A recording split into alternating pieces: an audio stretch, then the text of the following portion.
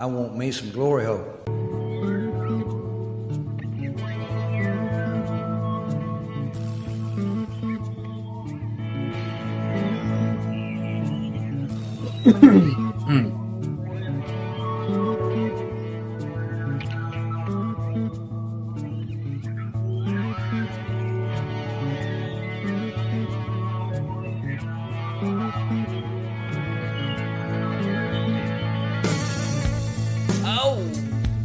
Hello, welcome to the Football Glory Hole Recap Podcast for Week 11 of your NFL season. I'm your host, Bo Stevens, not joined here as always by my good buddy Longhorn. With us on Apple Podcasts, Google Podcasts, SoundCloud. Watch us live on Facebook, live on YouTube, live on X, live recorded any way you can afford it, baby. We thank each and every Glory Hole Seeker for tuning in this week. All right, boys and girls, you know how we get down. It is time for the good, the bad, and the are you fucking kidding me? And now it's time for the good. Oh, that's good.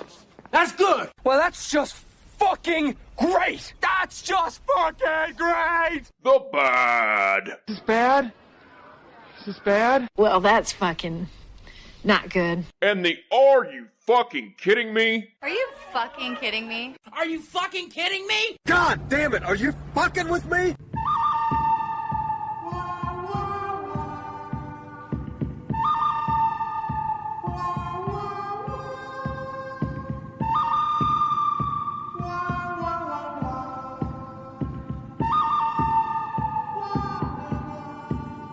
All right, boys and girls, and as always, we start off with the good. Well, Longhorn.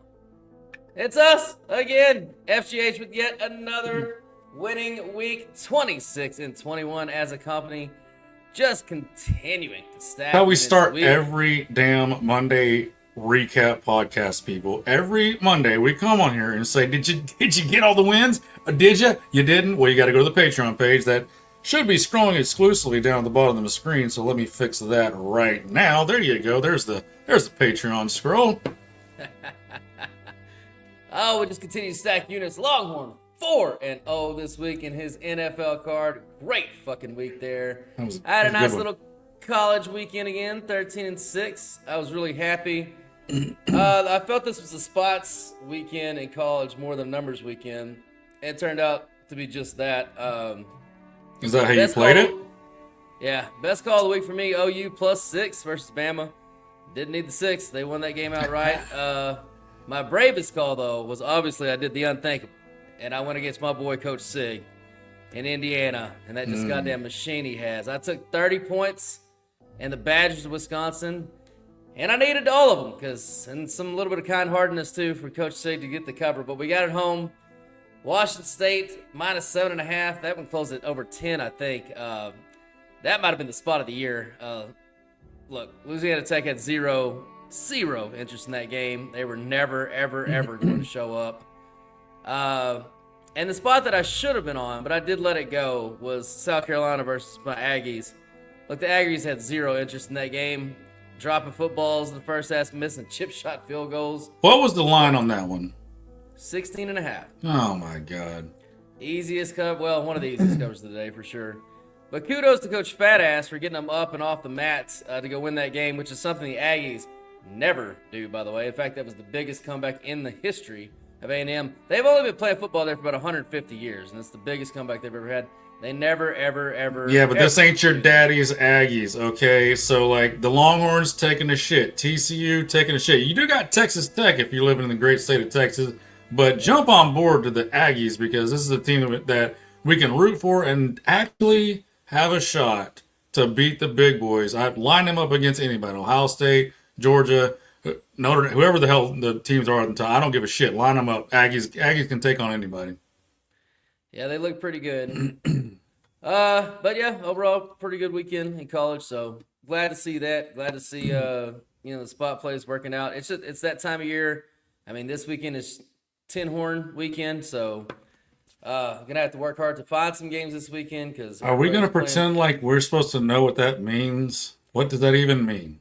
It's the weekend where a lot of the big schools play a lot of shitty schools late in the season. So everybody either takes a bye or they take a by playing like Furman and shit like that.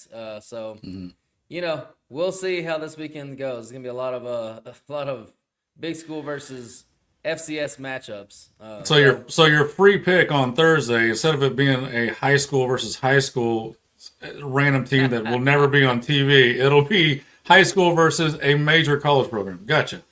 Possibly. It possibly could be. All right, let's start off with some NFL now. Chicago plus the 3. I put that out to my clients. Like I told you on the podcast to bet it because I was going to be in Chicago watching the game. And where I show up, boys and girls, good things just tend to fucking happen. I said on the podcast I had the Bears winning 22-19 and going way under that total, 48.5. Well, the Bears won 19-17, so obviously it did go under the total. I said the biggest thing that worried me about this game, though, for Chicago was the fact they were going to struggle to run the ball at their normal clip, and they did, only 3.6 yards a carry. But because the game was such low scoring, they never had to abandon the run. They ended up with 39 rushing attempts, which, that's what Ben Johnson wants to do. I said on the flip side, the Minnesota running game should be better than average, and they only had 22 carries, but they ran for 115 yards at over 5 yards per carry, so they did just fine. This one came down to Little JJ. Little JJ, now in 5 career starts, has 3 multiple interception games out of 5. He's thrown at least 1 interception in every single game. And here's what I'll say about Little JJ going forward. Look, I never liked him at Michigan because he never had to do anything, and when he did, he was just okay at it. But I have to say, I do see a little something in this kid right now. I do. Okay, all right. He's very Kirk Cousins-esque. There's some fire to him. All right. There's playmaking ability. It is his rookie year, essentially, so there's that. He started 5 games. Right. His arm is good enough. He's mobile enough. But if he's going to survive in this league, he has got to stop turning the fucking ball over. But most people don't remember this either. Through his first 200 attempts of his career, Kirk Cousins had the record for the most interceptions in the history of the NFL. Okay. That's an interesting comp then. Little JJ sitting at 8 interceptions right now, 130. We might have a new record holder here pretty soon. But my point is, there's still hope. The problem with that comp for me, Miss Lippy, is that there's a lot of that worked out for Kirk Cousins, but there's a list of about 200 quarterbacks that started off that bad that you never heard of because they just fell off the map and sucked. So uphill battle for little JJ, but the fact that you're seeing something in them, that makes me feel better because obviously I'm going to be dead wrong on Minnesota this year. I picked them to be a flyer, kind of a long shot division winner. That's clearly going to be wrong since as of right now, Chicago Bears are winning the division. Who the hell had that? Nobody. No, I didn't have that. Longhorn I did, but Longhorn had him finish in last place because he hates gay people. I kept telling us that nobody ever followed a gay quarterback, which some people would ask. What about Troy Aikman though? Is this possibly Aaron Rodgers? No, that's only a Skip. Newton? That's only a Skip Bayless bit, and it was never good. But Aaron Rodgers, Cam Newton. Well, he's married now, allegedly. What was I going to say before you derailed me? About JJ. I don't even remember now. You derailed me. You started talking about gay quarterbacks. I was going to say. No, I was going to say it's week 11. He ain't won the division yet. That's what I was going to say. You're jumping the gun. He just got in first place. They're bunched up. I mean, hell, even Minnesota.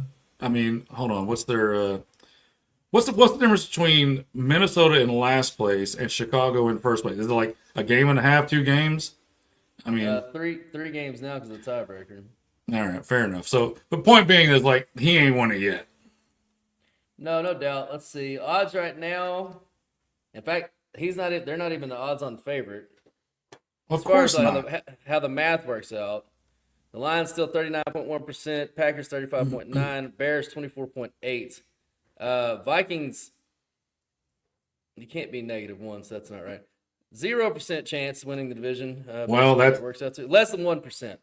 I don't not trust 0, that. Less than 1. I don't trust that math at all. 1.3% chance to go to the playoffs. So playoffs.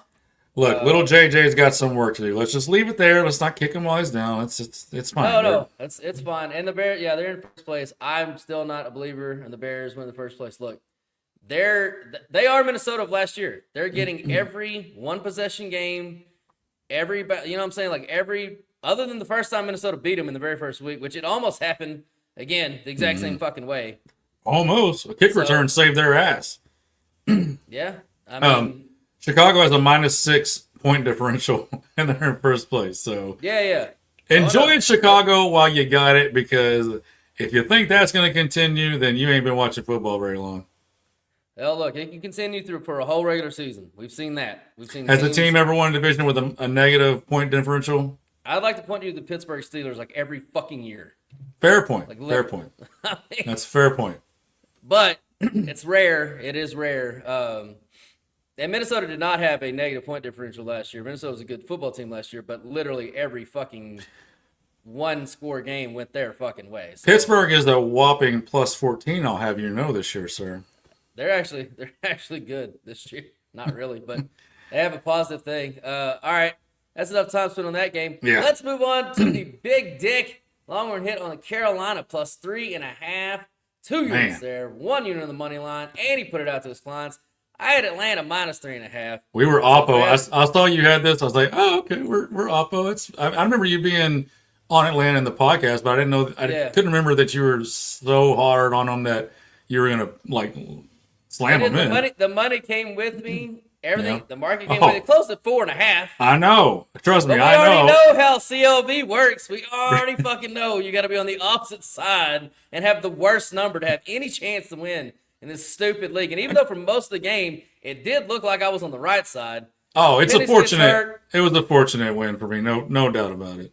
Well, I mean, I think Carolina absolutely deserved to win the game. I mean, Bryce Young, that was the best game he's ever played in his entire fucking career. So, big kudos to him on that one. I think Carolina absolutely deserved to win. Now, if Penix doesn't get hurt, and do London, they win? And Drake London. Yeah. Do they win? Maybe not. Do they cover? Possibly. It's 3.5. So yeah, if he's going to throw for almost 500 yards, then yeah, you feel good about getting 3.5. Although I will say the last thing I have on this game, I did say fortunate win and cover, and I'll fully admit that. But the coach for Dave Canales, the coach for Carolina, I've been a big backer of him. Obviously, I've been a big backer of Carolina. I was a year too early. When have you heard that before? Being a year too early for me on that never happens. I'm never a year too early on a team. But he did everything. I was literally about to kick my screen like just right in the middle of it. He did everything he could to lose the game and the cover multiple times, going for it in a 2-point game in his own territory on 4th down. And this was after Drake London had been hurt and Penix has been hurt. Like, dude, your defense has settled down. They can't score anymore without Penix and London. You're going for it on your own territory? What? Just punt. There's still time. Get the ball back, and all you need is one good drive where you don't have to go for it in your own fucking territory. Luckily, Bryce Young saved his ass and somehow just pulled it out at the end. That's not that you say very fucking often right there. Oh, man, dude. It was, I felt very fortunate for that win, but we'll get to some games later where some of that, the comeback came. Well, though, in Atlanta still had a champion. They did get it to overtime, so that was a good job by Cousins. And then in OT, what was it, 3rd and 8? Of course, Pitts drops the ball right in his fucking chest. They're like, yeah, this is why nobody likes you, Kyle Pitts. This is why nobody likes you. I thought I was toast when they scored. Carolina scored that last touchdown, and they went for 2 and got it. I was like, motherfucker, like just don't get the 2. I was praying. I was like, please get the 2, please. I know you were. I bet you were. It was wide open. I was like, yes. I was like, we still got a chance. I was like, man, I'm cooked now. This is fucking not going to be for me. All right, good hit there. Another good hit Longhorn had on the danger zone. 2 units on Cleveland +7.5. Gave it out to his clients at +8. Danger zone on the year. Oh, sorry. Let me back up the big dick. Longhorn is now +378 on big dick picks so far on the year. He is back in black, baby. Did I not sprinkle anything on Cleveland? Yeah, danger zone. You did. So you only won 1.5 unit because you had half a unit on the. Yeah, that's what I thought. Yeah, because I got a little motherfuck there, somewhat. I mean, no, you got very fortunate to even be in this game. No, I think if Gabriel doesn't go out, they win that game. Oh, you're fucking high. All right, well we'll go over what Sanders did and just see if you can win a game with what he did, and then you tell me. On the year for the danger zone -395, so still some work to do to get in the black there, but he got this one by the hair of his chin. I said on the podcast that it exposed both teams to struggle offensively. I'd say that they did. However, interesting note on this one, Derrick Henry beat all of my projections. And against this defense, I think that's notable, not just because they're a good defense, but the familiarity with that scheme. And the fact that Henry just doesn't usually do well versus them, I think that's a little telling. Now, we talked about Cleveland defense slipping over the last month. Maybe it's another example of that. I don't know. I had Baltimore winning this game 21-13. I thought they played. That number of 8. You think this is a bad game for them defensively? No, it was just a bad in that matchup. No, because I said Lamar wasn't going to do well, and he didn't. Yeah, I mean, going in the fourth quarter, wasn't it like it was let's see, 16-10 going in the fourth. I mean, and just doing what they always do at home, playing pretty good defense. Yeah, look, I mean, the final was 23-16, so I had 21-13 and start 23-16, so it's about as close as I expected it to be. Longhorn got rewarded by some good fortune. Baltimore dominated this game, all the stats. But Lamar, we talked about it on the podcast. Lamar, in these situations, turns the ball over. He did. He almost always does against this team. And that's what let him hang around to get the cover. I'm not going to upgrade or downgrade either team from here. This game went exactly as my numbers said that it would, almost down to almost the exact same score, which is why I didn't play it because I thought it was a good number. Longhorn got rewarded for playing the number.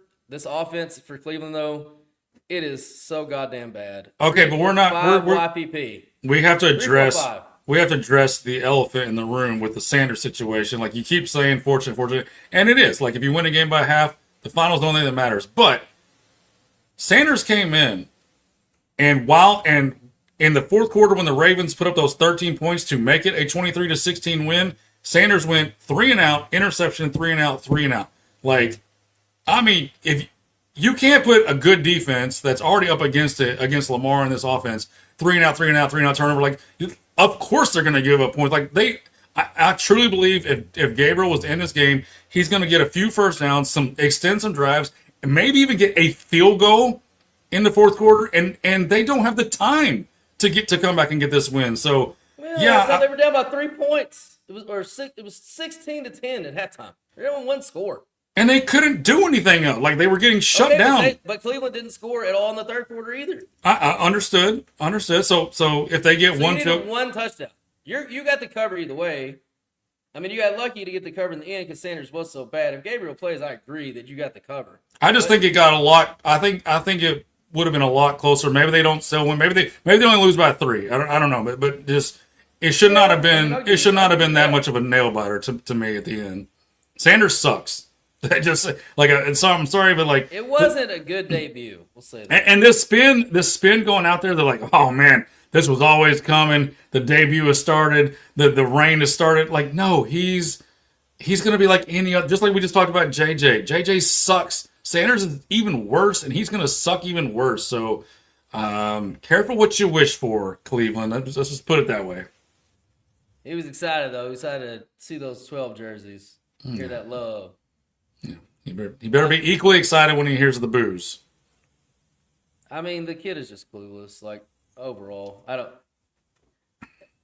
wasn't even gonna mention him because it's not really worth mentioning. Like he is, and I don't even know if he's gonna be okay at playing quarterback, but he is so clueless on reading the room, reading the temperature, reading anything. Actually, a playbook, a defense. I don't know that he can read it all. But he wears nice jewelry, so I'll give him that. But great hit on the danger zone. Either way, I think the cover, you're right, was probably never in question.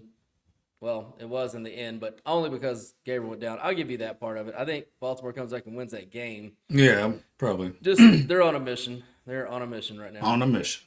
All right, Longhorn, another fucking great hit. Philly -2.5. I said I like the under on this one. No idea why I didn't put it out. I say the same thing every week with Philly. I don't know how they score the ball. Their running game is below average. Their quarterback is almost always awful. Don't you start your shit. Awful again in this one. Awful.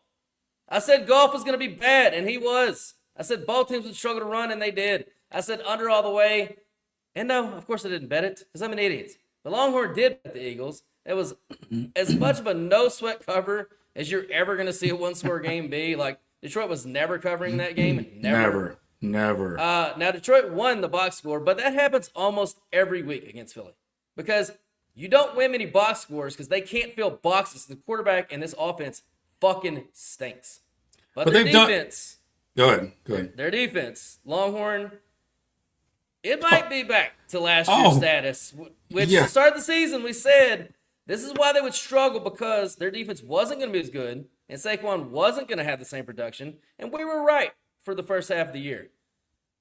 Philly was very fortunate to win a couple of those games early on, but now I need to hear your perspective and PFF and all that stuff, what they're saying, because just a glance at these numbers right now, buddy, everybody except the Rams might be in trouble now in the NFC.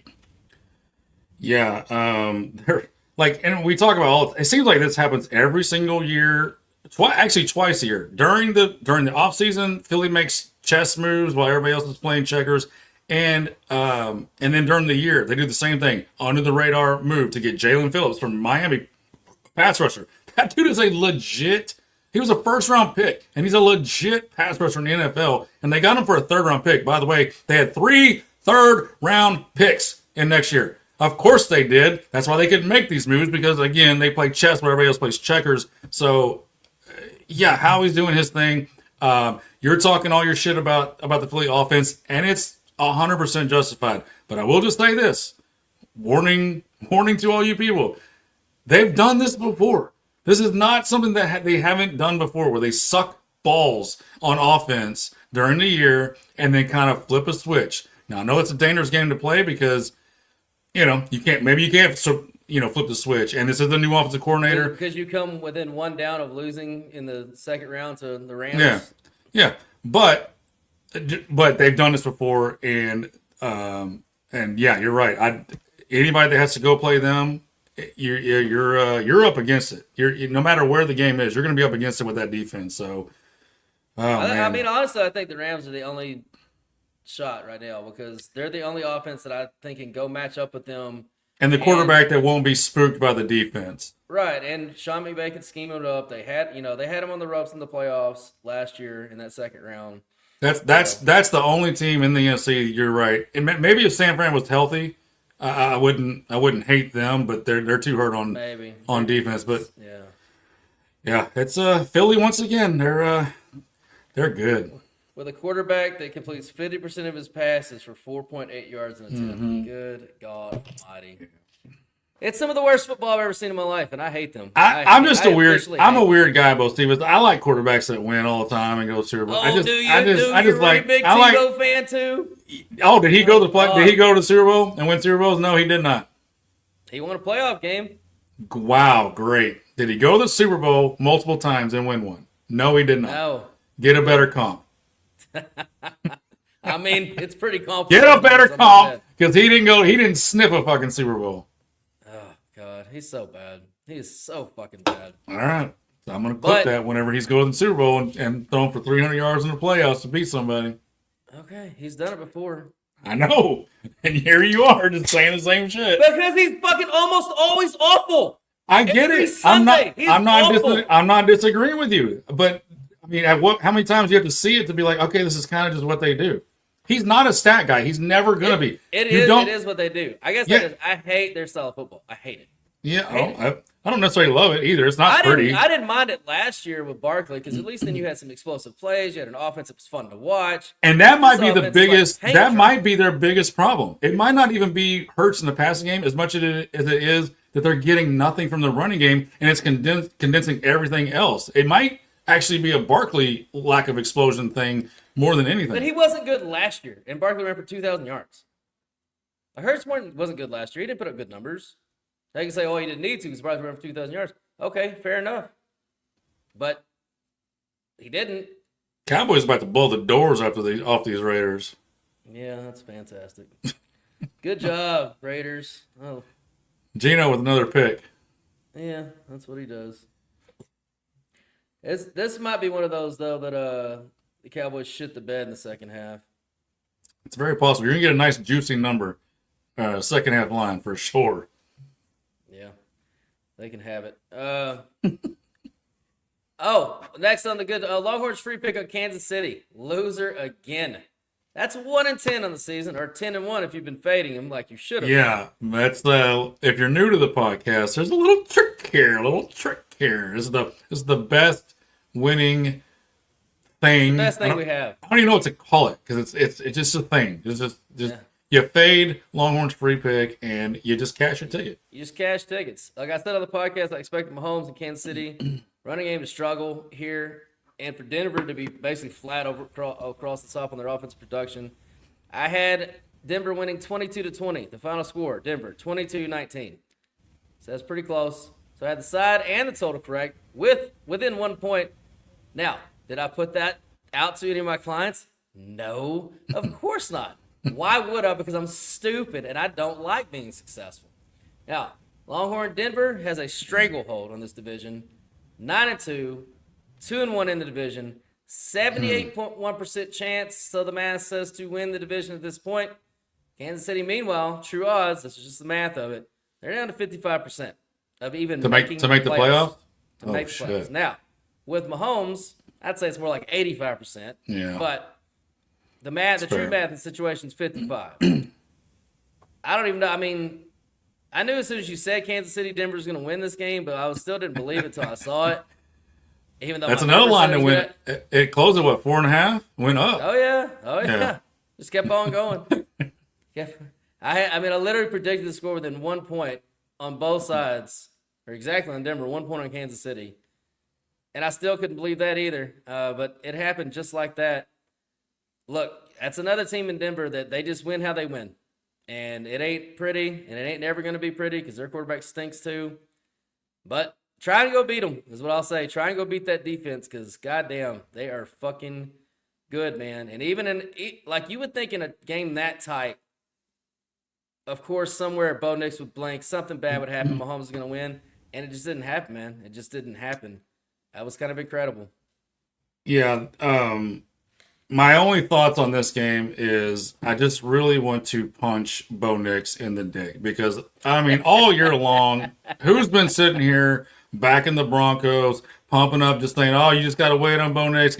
I've lost so much money backing this Denver team in good spots, and finally it got to the point where even I was like, look, fuck this guy. He can't fucking do it this year. It's not going to happen. And then he goes into week 11 and plays his best game against Kansas City. So thanks a lot. Almost a must-win situation for Kansas City too. Like coming up, everything was perfect for him. Patrick Surtain's even out, so you get like a little bit of break from some of that great defense. And nothing. Just fuck the 4.5. Don't care. We'll just go win the game, and I'll have my best fucking game. And it's not like and people are like, oh well, God, Sean Payton really protected him in this game. Really drew up some nice plays to make him comfortable. He's been doing that all fucking year, and Bo Nix could not fucking do anything with it. So, and they don't even J.K. Dobbins was out. They even lost their running back, and this is when he pops his best game of the year. Well, not only that, it was the one thing that you've consistently said, even you, the biggest Bo Nix backer in the world, have consistently said he can't do. He finally did. He finally completed balls over 20 yards down. It was his best game as a pro with balls over 20 yards in the air. The one thing he never does well. I know. He's like, yep, I'm going to go do it today. Fuck all this shit. Let's just bombs away, baby. Can he do it again? I think not. Probably not going to be a trend. And Kansas City, Spagson's so smart. He knows the boy can't throw the ball down the field. So they probably didn't guard their best on that. They probably were trying to push up and take away some of that underneath stuff, and they got burned on it. So Kansas City, man, you talk about Jekyll and Hyde. They started a year rough and then turned around and everybody's like, oh my God, it's the best team in football. And they kind of were there for about a 3 or 4 week period.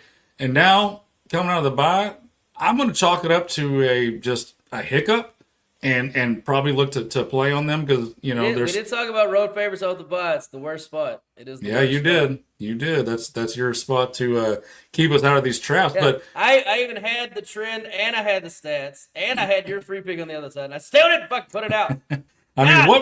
What more do you need, dummy? I don't even know what you're waiting on. We'll talk about in the look ahead, but they got Indianapolis Indianapolis Colts coming into Kansas City next week. So it's boy, it ain't getting any easier for them Chiefs to keep stacking wins and try to get in these playoffs. Sure the hell ain't, Chip. All right, let's move on to the bad. I got a bad and are you fucking kidding me kind of combo platter because, to be honest, and this is a rarity here at FGH, not a lot of bad this week. Nope. Not a lot of bad. Fucking Longhorn killed it. He didn't have a single loser. His only non-cash, the big dip, was a push on the 7 for the Giants. So. Oh yeah, and you know if we'd done the podcast on Wednesday night instead of Thursday night, I was getting 7.5. Yeah. Yeah. They did lose half a unit on the money line there, but whatever. They tried. They gave it a run. They gave it a run.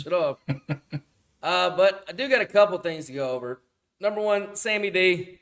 Look, we've seen him for 2 years now be brilliant with 2 different offenses, and we've also seen him in 2 moments with a chance to step up, take control of the division versus the next best team, and we've seen him completely melt back into the Jets Casper.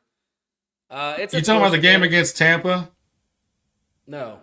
Oh, which game are you talking about?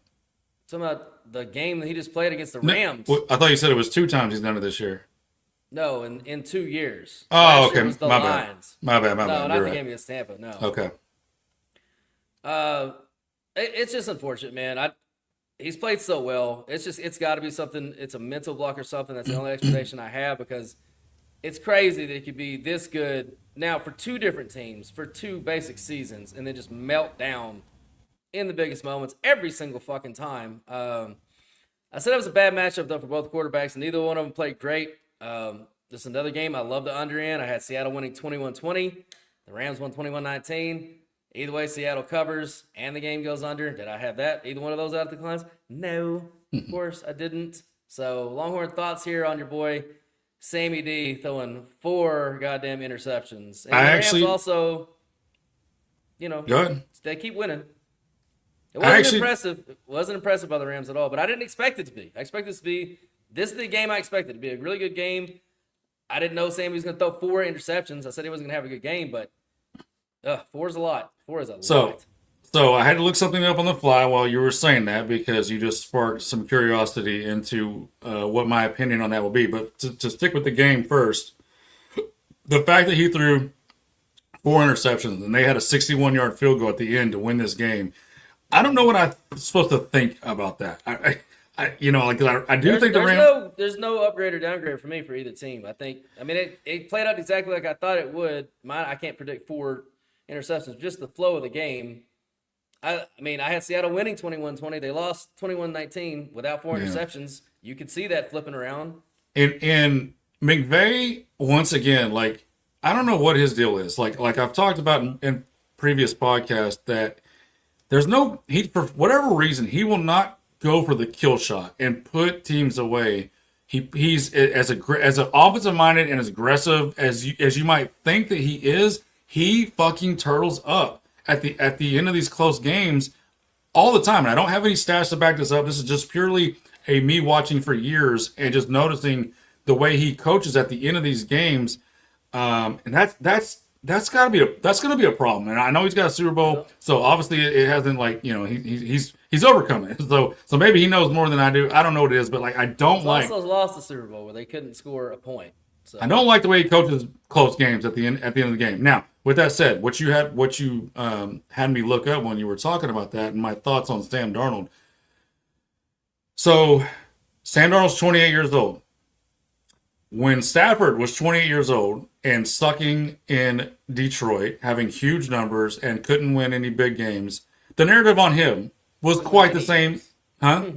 Couldn't win any games. Right. So the narrative on Matt Stafford at a certain point in his career when he was the same age as Sam Darnold now was the same thing what you just said about Sam Darnold. It's like, it's just not going to work. It's just he crumbles in these big games, these big spots. He's got Matt Stafford's 37. He's got 9 years of playing football in this league to be where Stafford is now. So will he ever overcome it? Nobody knows. Does he have time to certainly turn it around and have the game slow down in these big moments? 100%. So it's unfortunate it keeps happening now. Obviously the trend right now is it keeps happening.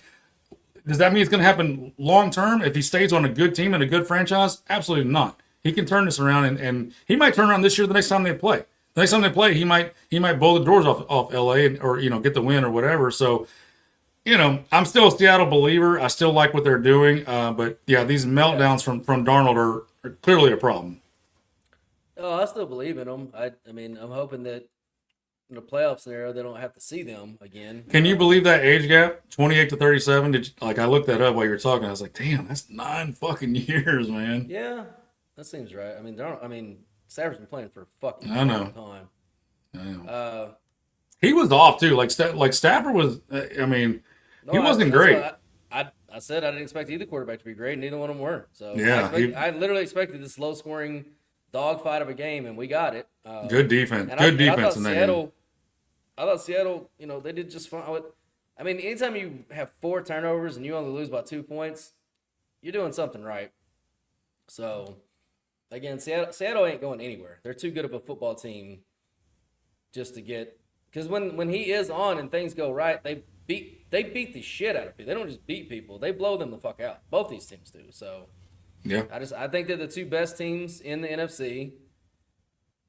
Well, I mean, my power rankings know they're the 2 best teams in the NFC, and this was just a great game in between those 2 games. We'll see what happens if they do they play one more time this year? Yeah, I think they play one more. Yeah, I think that should be. It's probably going to be for all the marbles when it comes down to that too, as long Could as be. everybody stays healthy. Could be. But I would take either one of these 2 teams over Philly just because both these teams can score the football. Now you still got to score it on that Philly defense, but still, I like my chances. Not me, because I'm taking Philly because they win, and I like people that. Speaking of people that don't fucking win, Longhorns boy Herbs and Harbs for the San Diego Superchargers. Sounds like a Look, bad I still sitcom. think this is the perfect marriage of quarterback and head coach because they are both frauds and both bitches. I don't know if I've ever seen 2 bitchier frauds or 2 more fraudulent bitches. Whichever you prefer. In my entire fucking life. These 2 clowns were made for each other. And I know Longhorn's going to waterboard me with excuses for his boy Herbs like he always does. But the bottom line is this. He ain't the dude. Now, he's not bad. And almost every franchise would take him. Go draft another. Just go draft another 6'5" fucking Greek god to play quarterback. I mean, he's not the one. Jacksonville's got one of those too. How's that working out? Well, I mean, it works out for him in this one, but Harbaugh's act gets older, faster, every stop. It will be interesting to see how long it will last on this one. But if he can't get this offense turned around, I mean, the Chargers are 8 points away from being officially in Fraudsville. That's how big their point differential is on the year.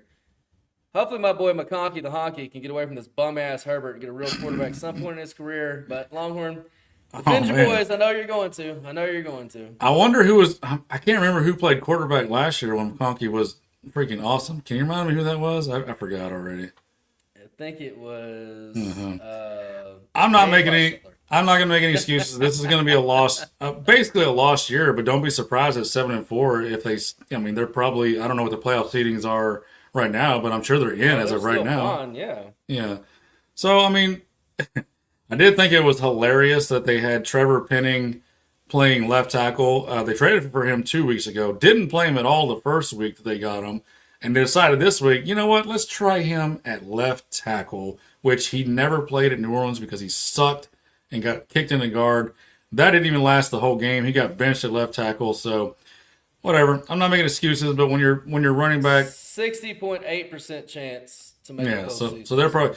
I don't know when Omarion Hampton's return is going to be, but they need him so bad. Like, I mean, just they have no running game at all.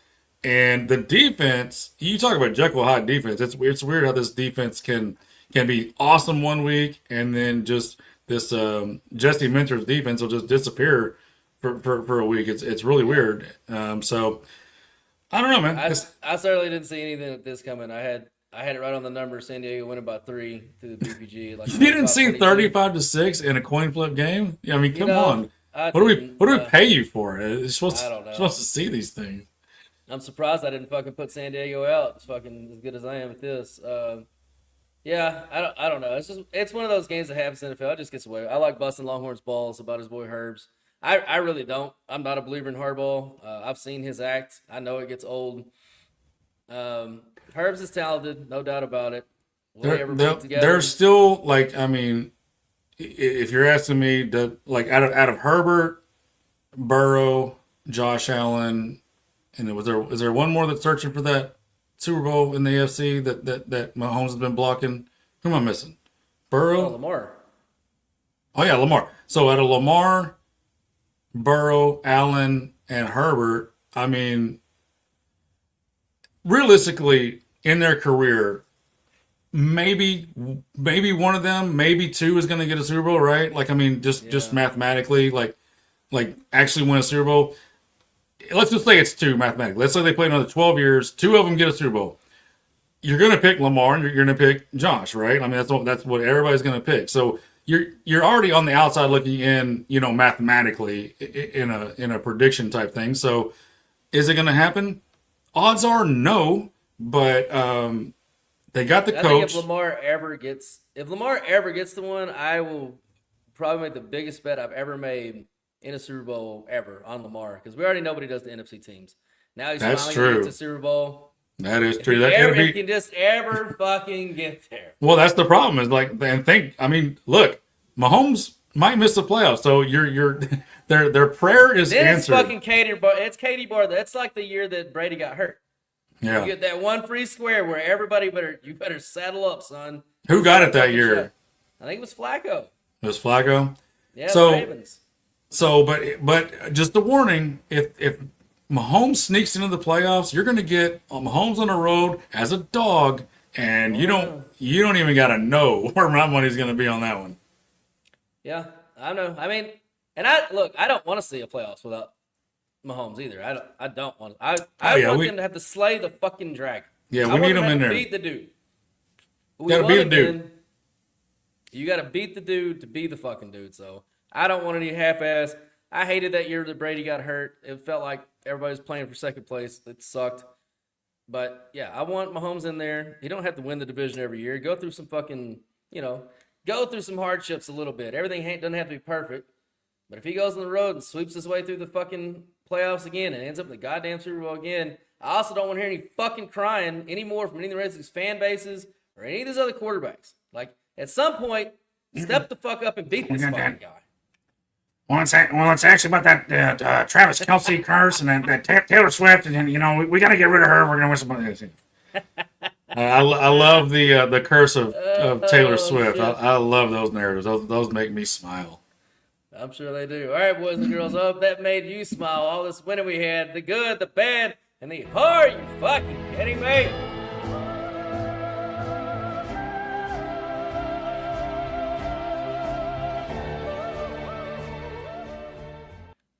All right, other than me losing another bet, what else do we have to look forward to this week, Longhorn? Because the Raiders ain't going to do it for me tonight, doesn't look like. Well, we've seen crazy things in the NFL, so it's never over until it's over. As far as the look ads go, let me pull up the lines here and see if they're the same as we got what the Bills at the Texans. They're laying 5.5. Dude, we didn't get to that game because neither one of us had it. I wanted to talk about that game, but you talk about a crazy, game that was so great. Remember the game of the day, and then at the end, it was such a dud. It was like, oh my God, we're going to get this crazy finish. Josh got to do something crazy, or Baker's doing something crazy, and it was like, nah, we'll just blow them out here at the end. Like, what? I didn't even understand what happened because I was getting into the airport. And Josh went donkey, and it really actually I have a note. 6 touchdowns. Yeah, 6 touchdowns, and I have a note on this game because I thought we would talk about it. I wanted to. I just couldn't figure out what to fit it in. Real quick on that game, with 5 minutes left in this game, it was 32-31 Buffalo. 5 minutes left. Yeah, right. It was a close-ass game. Yeah, and it all it did was it came down to the Buccaneers, in desperate mode. Buffalo scored a touchdown to go up. Desperate mode didn't work out for Baker and Tampa, and then they tack on another score. So in a game that was much closer than it looked. I saw the highlight. He threw the pick. I guess that was late on the sideline. Baker? Yeah. And just Tampa Bay's got to get healthy. We won't spend too much time, but I will say this: we did talk about that though. We said when you put Baker in pressure situations, you do get that bad Baker, that pick, that fumble every once in a while. So Yeah, they scored a lot That's of the points. key to Like beating. it's the defense for them. They need to get some defensive players back. But he started running again, so it's play on time with Tampa Bay because they're going to get some receivers back. They're going to get Buck Irvin back. They're going to get some of those defensive players back. And they've lost 2 games in a row, ATS and straight up. That's and speaking of look ahead, Tampa Bay on the look ahead. I had them down Rams +6 on the Rams. Has that line moved? It's up to 6.5. So 6.5. okay, just keep betting it up, people. Keep betting it up. Give me a touchdown with Baker coming off 2 straight ATS losses. I'll eat all that up. Detroit and Seattle. Let's package them together. 2 teams coming off a loss that I think are just set up to throttle a couple of bad teams in the Titans and the Giants. Titans covered another spread, baby. I had them in like 2 different contests too. Yeah. Pick them +13 at home against Seattle. You do that. Well, it's at 13.5. Some books, if I get to 14, I'll take 2 touchdowns. I don't give a fuck. I mean, you almost have to. Yeah, get this at 13.5 if you're inclined to bet on Speaking Seattle. of that, the Ravens literally just on my screen popped the 14 at Circa. So if you're gonna fucking bet the Ravens, you better do that now, or wait if you want to bet the Jets. And then I put Carolina and Indy as my last 2 look ahead. So Carolina's +7. Like that. I'm torn on this one because that's not the spot. On the road is not their spot, but you're getting 7 points. I don't know. I'm about to dig into that one a little bit more on the Thursday pod. But the Colts +3 at KC. Oh man, I can't wait to watch this game. 3.5. Damn, they're giving people the hook now.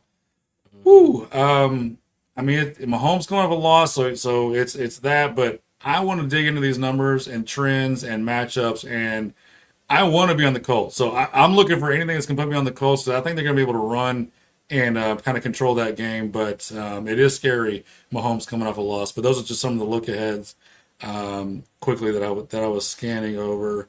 I don't have all the coming off a loss, and they're laying 10.5 against the Giants. Yeah, I love that. They're going to run for 9 million yards on the Giants. Same with Seattle against Tennessee. They're going to run for 9 million yards. So I like those 2 big favorites, actually. Yeah, I mean, you just got to like the Lions as a big favorite. They're such a bully.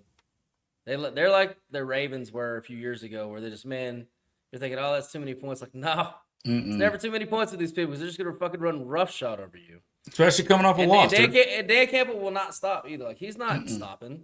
They don't have a off button. They just keep going. And coming off a He loss. was so fucking frustrated against that loss against Philly too, which I mean, like I said, that was a 1-score game the whole time, and you never in a million years ever thought Detroit was ever covering that game, because like they literally could not do anything. Oh my God, Golf.